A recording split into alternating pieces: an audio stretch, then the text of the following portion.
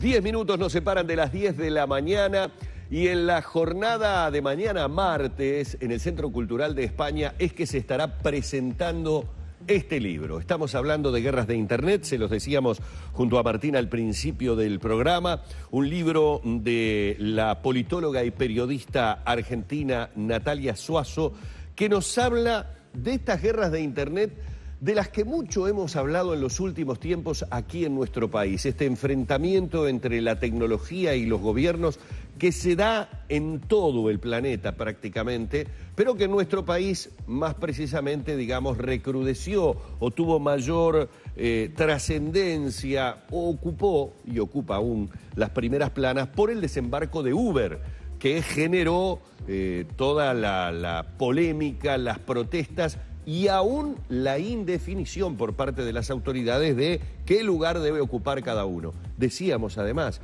hoy creo que en Buenos Aires está desembarcando Uber también y supongo que será un capítulo de estas guerras de Internet. Bienvenida, Natalia, un placer tenerte. Gracias, muchas gracias por la invitación. Es uno de los capítulos que se está dando, estos desembarcos de la tecnología asociadas a una empresa, obviamente, pero que vienen como a desestabilizar la reglamentación o el orden jurídico que se tiene en los países. Sí, y la política, porque la política tiene que enfrentarse a estos nuevos problemas que antes eran impensados y que es que ahora a partir de una aplicación tengamos que empezar a preguntarnos cómo regulamos o no y qué es la regulación en cada caso.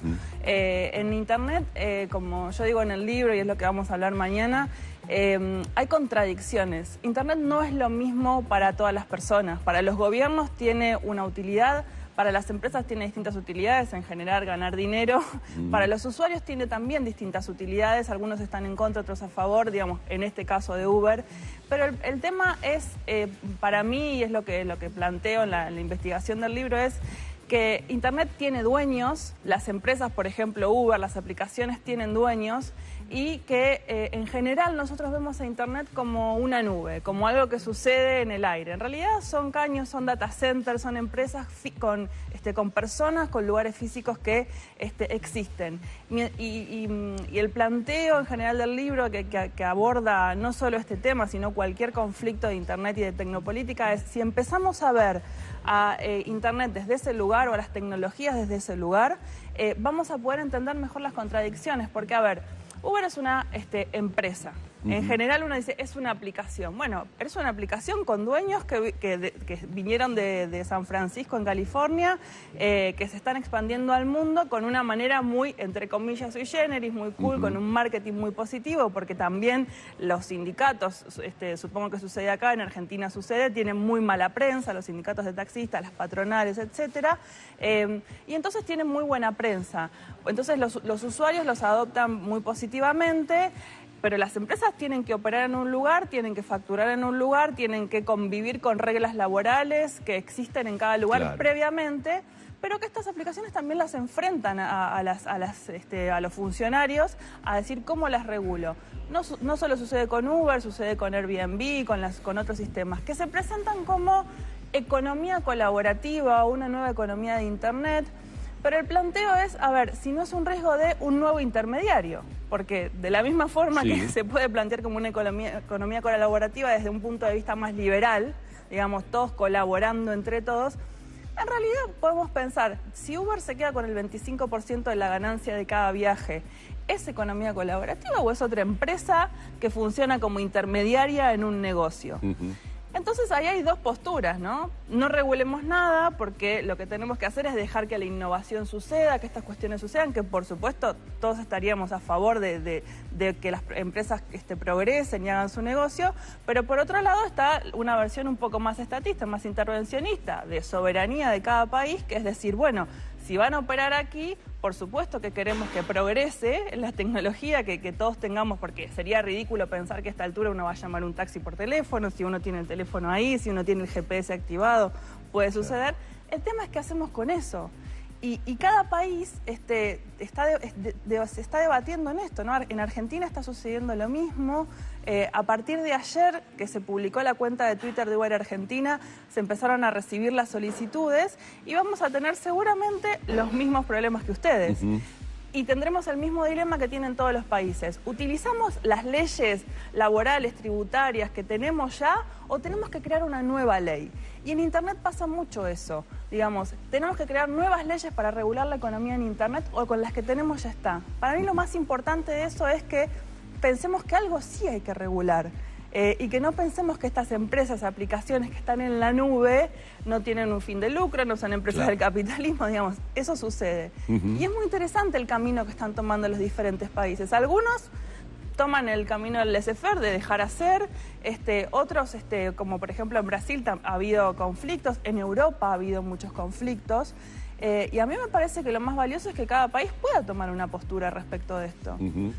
Sobre todo porque también estas empresas de Silicon Valley, del modelo de negocio de Silicon Valley, en general evitan tributar en los países localmente, pero al mismo tiempo utilizan mano de obra de esos países y se llevan las ganancias de esos países. Entonces hay una postura que es, bueno, no les digamos nada, dejémosla hacer cualquier cosa.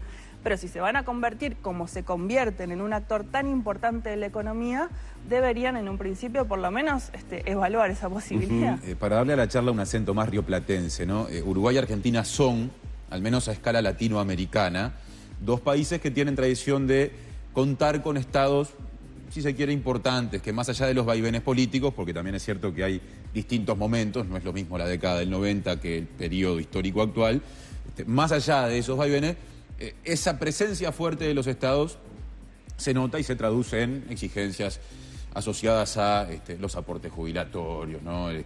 La regularización del trabajo, y así podríamos seguir hablando de cargas impositivas. Entonces, ¿puede que en países con estas características nos cueste más o cueste más acompasar el marco normativo actual a estas nuevas tecnologías? Es interesante la pregunta y es un planteo que se hace un tecnólogo bielorruso que está muy, muy encima de estos temas, que se llama Eugene Morozov, que él dice, no es casualidad que en los países donde más avanzan este tipo de economías tecnológicas son los países donde hay sindicatos menos fuertes. Sí.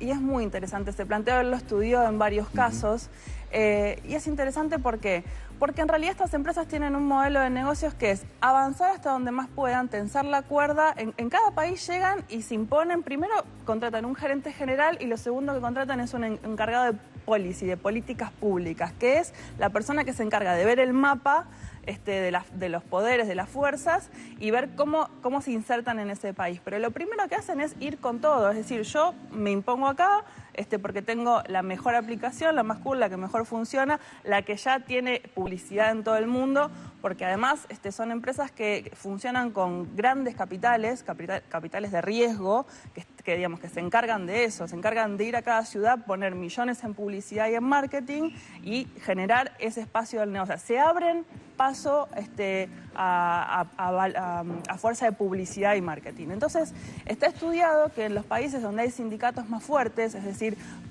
y si hay sindicatos más fuertes, hay también un Estado más fuerte, porque el sindicato negocia con un Ministerio de Trabajo, porque hay negociaciones colectivas, etcétera, es más difícil para estas empresas entrar.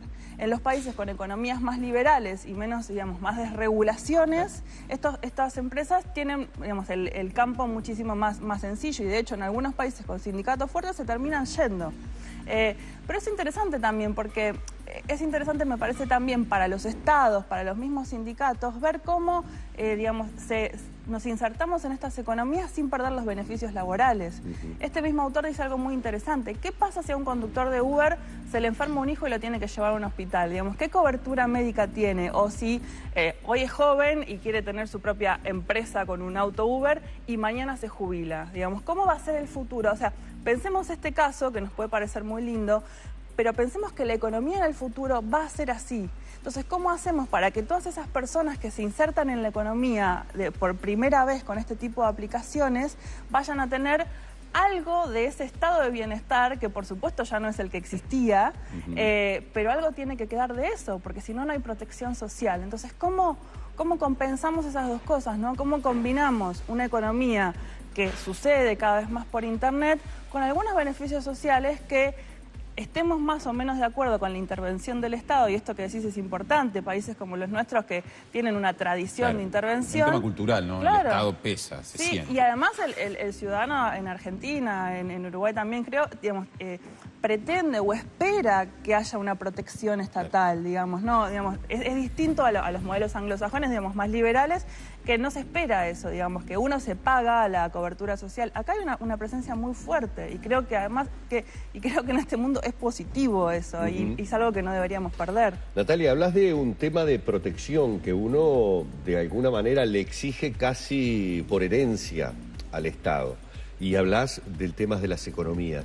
En estas guerras de Internet, en este libro que estás presentando mañana, ¿hay algo también de esa sensación que uno tiene que somos todos adoradores del mismo Dios, el Dios Internet? A ver si me explico en lo que quiero decir. Creo que no hemos llegado a valorar hasta dónde hemos generado una dependencia con el Wi-Fi, hasta dónde hemos generado una dependencia con estar conectados. Y tú decís que en tu libro, de alguna manera, nos mostrás a los señores que están manipulando detrás de eso que nosotros creemos que es una cosa virtual, una nube, pero que es un lugar donde yo elevo datos, bajo datos, transfiero datos, y hay empresas detrás de toda esa movilización que de alguna manera me están haciendo y me están obligando a que permanentemente yo esté conectado, pendiente. Todo lo soluciono a través de esto. Antes vos salías en el barrio a ver qué farmacia estaba de turno y salías a mirar en el cartelito iluminado que te decían de turno la de tal lado. Ahora no. Ahora esto, teóricamente, es decir, la conexión, es lo que te soluciona todo. ¿Qué pasa si los señores que tienen ese poder bajan la llave? Quedamos sin el Dios Internet. Es decir, creo que hay como una dependencia peligrosa en todo lo que hacemos y quiero saber si eso también lo trata tu libro. Sí, de hecho, toda la primera parte del libro se trata de eso, de mostrar el backstage de Internet, cómo funciona, porque en esta idea del Dios todopoderoso de Internet, del Wi-Fi al que tememos que se nos corte y esa dependencia enorme que tenemos y cada vez más grande, nos olvidamos el poder que hay detrás, las relaciones de poder, quiénes son los dueños.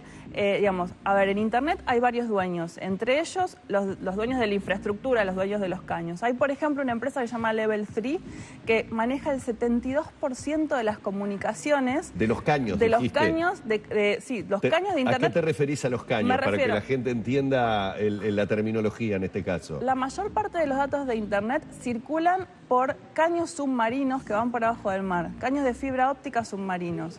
Al ser, digamos, un medio de comunicación global, al ser, el sistema nervioso global, estamos rodeados por debajo del mar, por debajo de la tierra, de una serie de caños que cruzan los océanos de la misma forma que los cables telefónicos cruzaron alguna vez el océano o que anteriormente el telégrafo lo cruzó. Digamos, todo ese mapa yo lo explico desde acá, desde Argentina, desde el Río de la Plata, porque me parece importante que nosotros sepamos dónde pasa ese caño. En general pasa por una pared, sube desde la calle, por una pared de nuestro edificio. Sí. Tenemos esa fichita, pero no sabemos de dónde viene. Y pensamos que el Wi-Fi viene del cielo, o hay una idea, un mito común que es que viene por satélites, y no viene por satélites. Y esos caños los manejan empresas muy concentradas de telecomunicaciones. Level 3 es una, AT&T, Comcast, y después en nuestros países, acá en América Latina, Telefónica, Telecom en Argentina, Fiber Cablevisión. Ustedes tienen un modelo extrañísimo para el mundo de Internet, que es una empresa estatal. Hablando del Estado. Hablando del Estado. Es un modelo extrañísimo y exitosísimo, porque ustedes tienen 22 megas promedio de conexión de Internet. Argentina tiene 6 de promedio. Claro. O sea, ustedes tienen más del triple con una empresa estatal. Casi 4 veces más. Claro, el modelo es decisión política y es inversión, y es también tomar el toro por las astas y decir, yo, además de las empresas que existen, de los caños de Internet, de las multinacionales, voy a invertir yo en mi propia fibra.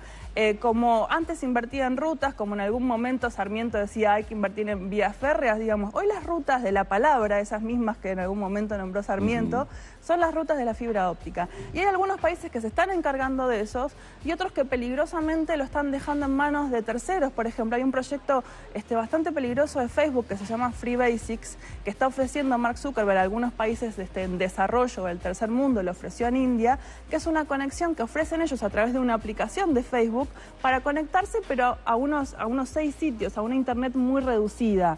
Para los gobiernos eso es es una forma fácil de sacarse el problema de encima porque la gente está conectada pero a un internet muy mínima. Eso es una diferencia enorme con casos como el de Uruguay, por ejemplo, en donde el Estado mismo se encarga de darle a todos una conexión lo suficientemente buena como para que puedan hacer lo que decías vos, todas las actividades diarias, porque hace 5 o 10 años mandábamos un mail, pero hoy trabajamos, estudiamos, nos entretenemos, sacamos un turno para un hospital, hacemos un trámite. Entonces es muy importante, digamos, la ONU, de hecho, ya nombró a Internet como un servicio público universal al que todos debemos tener acceso como un derecho. Digamos, ya no se trata solamente de los privados, se trata de que si no hay un privado que ofrezca Internet a buen precio y a buena conexión, los estados deben hacerlo y deben evitarse estos atajos de empresas que ofrecen servicios de Internet de segunda. Volviendo a los dueños y volviendo al backstage, además de estas empresas que ofrecen la infraestructura, los caños, hay otro grupo de empresas muy importantes que domina Internet, que son las empresas de contenidos, que genéricamente se dicen de contenidos, pero son Google, digamos.